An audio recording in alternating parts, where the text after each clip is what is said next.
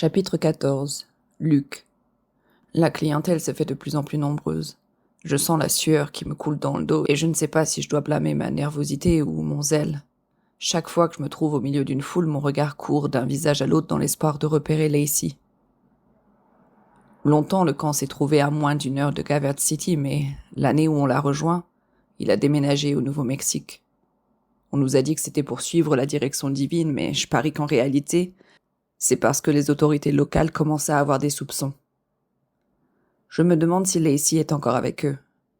Et sinon, a-t-elle essayé de me trouver? S'est-elle créée une nouvelle identité? Je secoue la tête pour chasser ces questions de mon esprit, mais elles s'y accrochent solidement. « Luc? Est-ce que je peux avoir encore un peu d'eau glacée ?» demande Madame Dalton avec un ton qui me fait comprendre que ce n'est pas la première fois qu'elle pose la question. Tout de suite, je me presse vers la cuisine. Une autre serveuse plus âgée vient d'arriver. Elle me sourit et je grimace.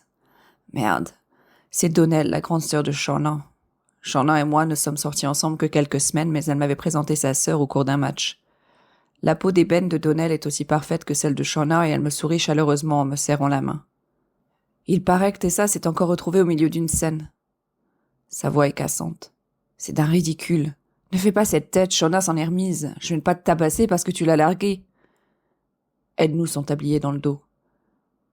Bon, par contre, si mon grand frère en entend parler, tu pourras avoir des problèmes. Leur frère a la carrure d'un joueur de football américain professionnel. Pour le moment, il joue pour l'équipe de l'université A&M du Texas, mais il pourrait bien être recruté par les Ravens de Baltimore. Allez, Casanova, on y retourne, j'ai des factures à payer, moi. À ce moment, Kenneth entre dans le restaurant avec ses parents et je m'oblige à résister à la tentation de le dégager. Tessa n'a pas besoin de ces conneries, pas maintenant.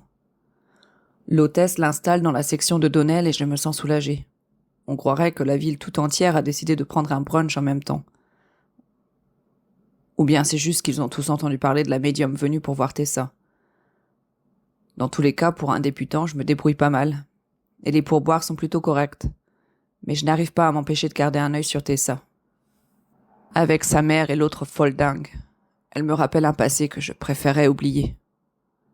Cette confiance aveugle dans ses capacités, les gens persuadés d'avoir un pouvoir absolu peuvent vraiment vous détruire, vous réduire à néant.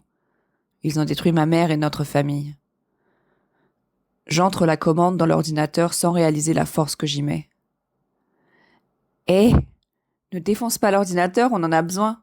dit Donnell d'une voix à moitié sérieuse. Je marmonne des excuses en serrant les poings, la colère bout en moi, mais je refuse de la laisser gagner. S'il y a une chose que le foyer et mon assistante sociale m'ont appris, c'est qu'il faut savoir demander de l'aide. Je peux me contrôler. La plupart du temps. C'est plus difficile en présence de mon oncle, dont j'aperçois la grande silhouette dégingandée à travers la fenêtre à l'avant du restaurant. Le poste de police est juste en face du restaurant, mais il m'a dit qu'il n'y venait pas souvent. C'est vraiment mon jour de chance. J'analyse toujours tout ce qu'il me dit et comment il se comporte avec moi. L'un de mes passe-temps favoris, le pousser à bout. Mon psy dit que c'est pour tester sa loyauté parce qu'au fond de moi, je suis terrifiée à l'idée qu'il me mette à la porte et que je me retrouve sans rien. Mais c'est parce qu'il sait. Il connaît mon passé. Il sait d'où je viens et à quoi j'ai échappé. Il sait que j'ai abandonné Lacey et que Lila est plus en sécurité dans une famille d'accueil, avec des étrangers plutôt qu'avec moi. Je fais craquer ma nuque et mes doigts pour me calmer, mais ça ne sert à rien. Je suis trop en colère. En colère contre le monde, mais surtout contre moi-même. Les mots de la médium me laissent un arrière-goût amer. Le pouvoir des mots. Les gens en doutent souvent. Ils disent qu'il faut juger les actions et non les mots. Et dans un sens, c'est vrai. Mais les mots aussi sont puissants. Je me dépêche d'apporter son verre d'eau à Madame Dalton. Elle me tapote le bras, puis se tourne pour regarder mon oncle. Son entrée est accueillie par un brouhaha de murmures. La médium arrête de parler et se met à ronger l'ongle de son index. Son regard glisse de la mère de Tessa à mon oncle. La mère de Tessa, elle, semble ne se rendre compte de rien. Elle lui fait signe. « John, s'il vous plaît, venez voir. Cette femme sait où trouver Mélie. » Ses yeux s'ouvrent de surprise un instant. Juste assez pour que je le remarque. Puis il reprend son expression glaciale et impassible. Il approche d'un pas lent et déterminé, salue la mère de Tessa, J'arrive dans un instant, dit-il avant de s'arrêter juste devant moi.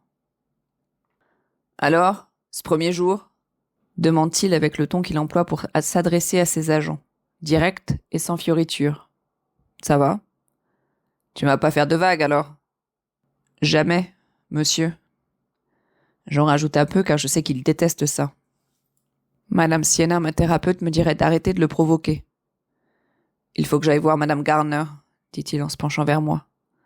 Arrête tes bêtises. Ça n'aide personne. Ni toi, ni tes sœurs, ni Tessa. Ma gorge se serre. Mon regard fuit vers Tessa.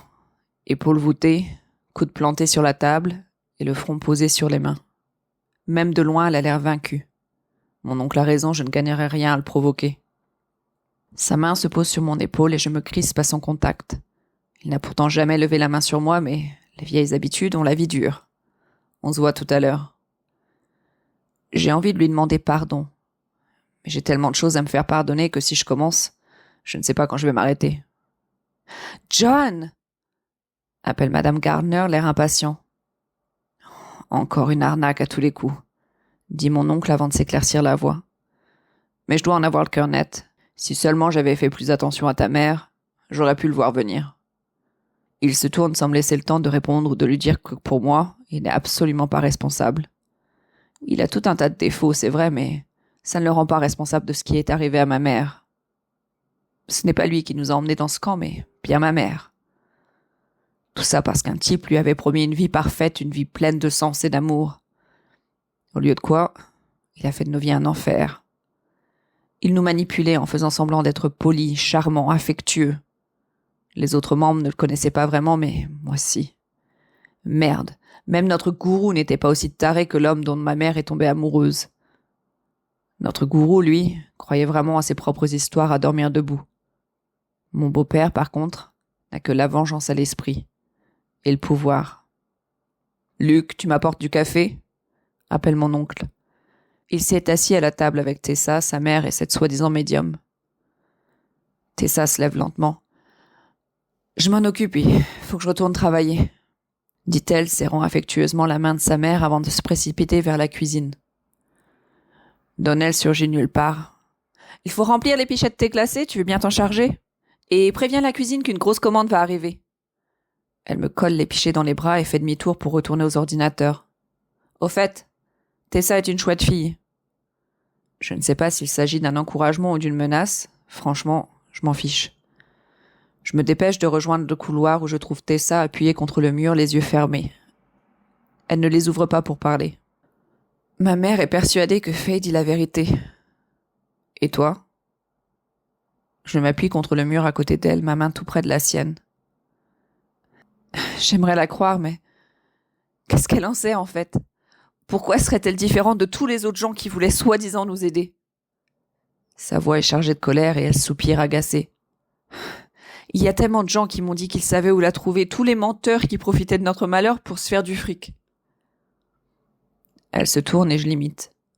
Ma main attrape la sienne et c'est la première fois depuis bien longtemps que je tiens la main d'une fille pour la réconforter. Elle baisse les yeux et nos doigts se croisent. Le vacarme du restaurant et de la cuisine s'estompe. Je voudrais tellement la retrouver. J'ai toujours envie de croire qu'elle est vivante. Elle s'éclaircit la gorge. Mais ça fait plus de 6 ans maintenant. Ma mère est complètement détruite, nos vies sont détruites, et puis je sais pas. Ses lèvres sont pincées comme si ce qu'elle s'apprêtait à dire la heurtait physiquement. L'année dernière, quand on a pensé que le tueur aux ailes d'ange allait peut-être avouer l'avoir tuée elle aussi, c'était presque un soulagement. Elle secoue la tête. C'est horrible de penser que je préférais la savoir morte. Elle ne recule pas, et je perçois une lueur déterminée scintiller dans ses yeux, comme si elle me défiait de lâcher sa main. Elle ignore à quel point sa douleur m'est familière. Je ne dis pas un mot. Je serre sa main et caresse doucement sa paume avec mon pouce. Je veux la revoir. Je veux qu'elle soit en vie. Je veux qu'elle me dise que tout va s'arranger, murmure-t-elle. Mais si je pense comme ça, j'ai peur de devenir comme ma mère et de ne plus pouvoir fonctionner normalement. Je ne veux pas passer ma vie à me demander ce que ma sœur fait, ce qu'elle pense. Si elle pleure ou si elle a ri, ne serait-ce qu'une fois en 6 ans. Sa voix se brise et elle cligne rapidement des yeux, mais pas assez vite. Quelques larmes lui échappent et coulent sur son visage. Je la serre contre moi et l'entoure de mes bras. Son corps se crispe d'abord et je m'apprête à la lâcher, mais elle enfonce sa tête dans mon épaule et semble enfin se détendre. Je suis désolée. Je critique ma mère, mais... Regarde-moi. Je ne peux pas lui dire que tout va s'arranger, car je pense que c'est faux. Je sais que la vie n'est pas une comédie. Je voudrais tellement pouvoir la faire sourire, lui faire oublier toute cette histoire rien qu'un moment. Au lieu de ça, je murmure à son oreille la seule vérité dont je suis absolument convaincue. Je suis là. Tu n'es pas seul. Je suis là pour toi.